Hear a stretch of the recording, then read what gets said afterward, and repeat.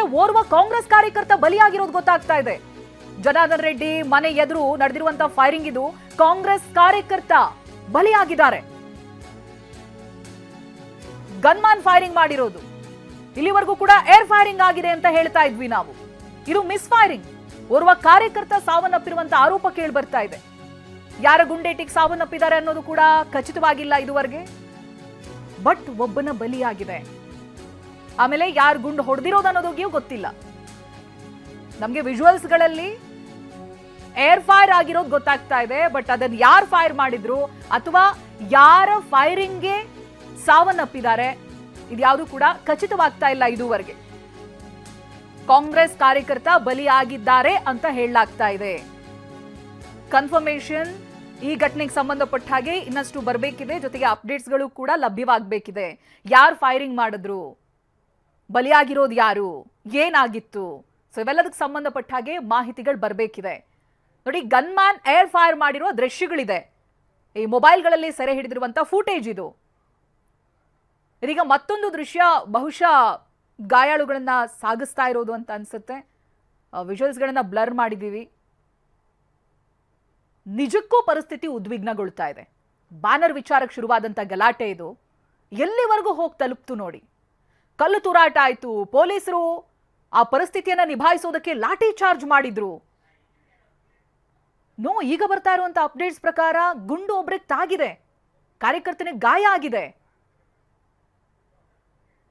ಅವ್ರನ್ನ ಕಾರ್ನಲ್ಲಿ ಕೂರಿಸ್ತಾ ಇದ್ದಾರೆ. ಬಹುಶಃ ಅಲ್ಲಿಂದ ಆಸ್ಪತ್ರೆಗೆ ಸಾಗಿಸಲಾಗುತ್ತೆ ಅಂತ. ಅಲ್ಲಿರುವಂತ ಪರಿಸ್ಥಿತಿಗೆ ಆಂಬ್ಯುಲೆನ್ಸ್ ಬರೋದು, ಕರೆ ಮಾಡೋದು ಇದೆಲ್ಲದಕ್ಕೆ ಅವಕಾಶ ಇಲ್ಲ. ಸಮಯ ಕೂಡ ಕಡಿಮೆ ಇದೆ ಅನ್ಸುತ್ತೆ. ಕಾರ್ನಲ್ಲಿ ಕೂರಿಸ್ಕೊಂಡು ಅವ್ರನ್ನ ಅಲ್ಲಿಂದ ಸಾಗಿಸೋ ಪ್ರಯತ್ನ ಮಾಡ್ತಾ ಇದ್ದಾರೆ. ಎಷ್ಟು ಜನ ಸೇರಿದ್ದಾರೆ ನೋಡಿ. ಪರಿಸ್ಥಿತಿ ಈಗಲೂ ಕೂಡ ಹೀಗೆ ಇದೆ. ಪ್ರತಿನಿಧಿ ತೋರಿಸ್ತಾ ಇದ್ರು ಯಾವ ರೀತಿಯಾಗಿ ಕಲ್ಲು ತೂರಾಟ ನಡೆದಿದೆ ಅಂತ ಬೀದಿಗಳಲ್ಲಿ. ಜನವರಿ 3ನೇ ತಾರೀಕಿಗೆ ವಾಲ್ಮೀಕಿ ಪುತ್ಥಳಿ ಅನಾವರಣ ಕಾರ್ಯಕ್ರಮ. ಆದ್ರೆ ಹಿನ್ನೆಲೆ ಇಷ್ಟೆಲ್ಲ ನಡೆದಿದೆ. ರೆಡ್ಡಿ ಅವ್ರ ಮನೆ ಮುಂದೆ ಕಾಂಗ್ರೆಸ್ ಕಾರ್ಯಕರ್ತರು ಬ್ಯಾನರ್ ಕಟ್ಟಿದ್ದಾರೆ. ಈ ಬ್ಯಾನರ್ ಕಟ್ಟಿರೋದಕ್ಕೆ ಬಿಜೆಪಿ ಕಾರ್ಯಕರ್ತರು ವಿರೋಧ ವ್ಯಕ್ತಪಡಿಸಿದ್ರು. ಬಳ್ಳಾರಿ ನಗರದ ಅವಂಭಾವಿ ಏರಿಯಾ ಇದು.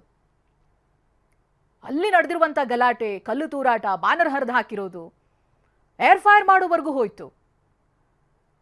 ಬಟ್ ಗೊತ್ತಿಲ್ಲ, ಈ ಗುಂಡೇಟು ತಾಗಿದೆಯಲ್ಲ ಕಾರ್ಯಕರ್ತನಿಗೆ, ಯಾರು ಫೈರ್ ಮಾಡಿರೋದು, ಏನಾಗಿತ್ತು ಅನ್ನೋದು ಗೊತ್ತಿಲ್ಲ.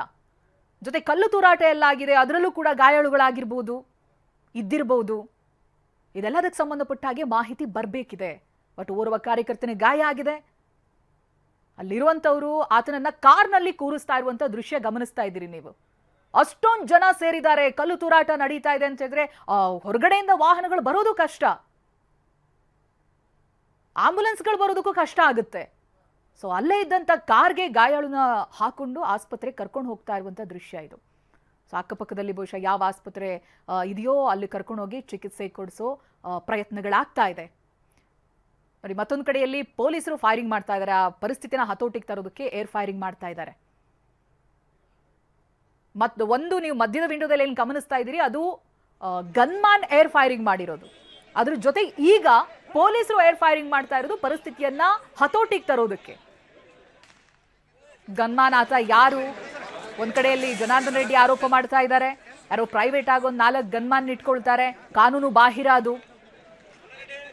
ಸೊ ಅಂಥವ್ರನ್ನ ಮಟ್ಟ ಹಾಕೋದೇ ನಮ್ಮ ಪ್ರಯತ್ನ. ಅವ್ರ ವಿರುದ್ಧವಾಗಿನೇ ಹೋರಾಟ ಮಾಡ್ಕೊಂಡು ಬಂದಿದ್ದೀವಿ. ಈಗ ನೋಡಿದ್ರೆ ಈ ರೀತಿಯ ಗೂಂಡಾಗಿರಿ ನಡೀತಾ ಇದೆ ಅಂತ ಜನಾರ್ದನ್ ರೆಡ್ಡಿ ಆರೋಪ ಮಾಡಿದ್ರು. ಅದ್ರ ಬೆನ್ನಲ್ಲೇ ಈಗಿನ ಪರಿಸ್ಥಿತಿ ಹೇಗಿದೆ ಅನ್ನೋದನ್ನ ತೋರಿಸ್ತಾ ಇದೀವಿ ನೋಡಿ.